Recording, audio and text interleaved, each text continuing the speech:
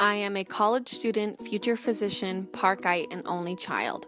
All of these nouns describe who I am as a person. They also influence my culture and diet. My culture doesn't really have any set definition or boundary, and I am a mix of many cultures. I come from a long line of LDS families, but I am not LDS myself and don't relate to the culture. Therefore, my culture isn't really defined by where my ancestors come from. I think it is more defined by where I have been.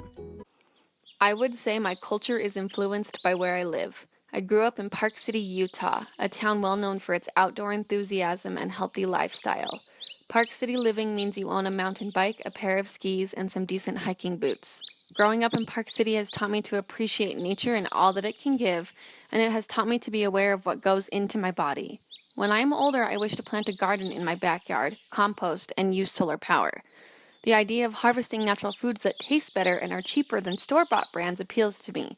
The earth has so much to offer us if we take advantage of the resources without depleting them, of course. For the most part, I identify as a student. 70+ hours of my time are devoted to studying or schooling. This means my life is structured around the University of Utah. It can be hard to plan appropriate meals while living on a college student budget. I also spend every day on campus from 8:30 in the morning to 7 or 8 at night. This makes it really easy to buy an unhealthy dinner while on the run. On lazy days, I usually spend $8 for a sandwich or salad from Mom's Cafe. Sometimes I indulge in a pizza, and sometimes I don't eat at all. When I don't eat healthy, I feel sluggish and can't get my huge amount of tasks accomplished. Therefore, maintaining a healthy diet is important to me. Ever since I was young, I have wanted to live to see the 22nd century. Since I was born in 1996, this would require that I be 104 years old, which is definitely not an easy task. This means taking care of my mind and body are at the top of my list. A big influence on my diet has been my family. My mother always made sure to have a balanced meal on the table. My packed school lunches always included protein, fruits, vegetables, and dairy. We have always been an active family, taking hikes, going skiing, and playing outdoors together. I have tried to pack my lunches by following in my mother's footsteps. I try to eat meat such as chicken and fish, fruits and vegetables, and dairy every day. I love eating raspberries and peaches, and I find joy in sprinkling a little bit of salt on a juicy tomato. I think people have forgotten how sweet and wonderful these foods can taste.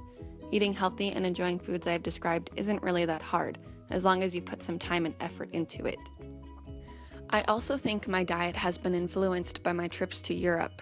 People in Europe eat differently than we do. Whether it's the Spanish idea of 10 p.m. tapas or a Mediterranean diet of carbs and cheese, all Europeans have one thing in common. They have a more complex relationship with their food.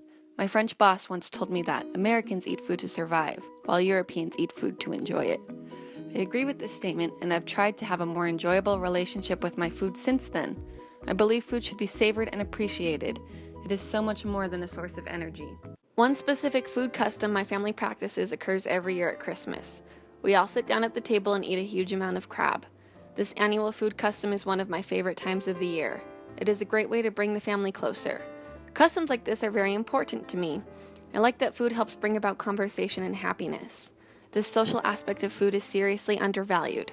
Grabbing a coffee with a friend helps foster relationships. Eating dinner out with family provides a time for laughter and good vibes. Food can even foster love. A first date over dinner can lead to much more. Food is a way to de-stress and relate with others around you. When people get together to catch up, they do it over food. We use food to celebrate special events such as birthdays and weddings. Food is a source of energy, but it also symbolizes so much more than that. Therefore, I try to always bring food and friendships together.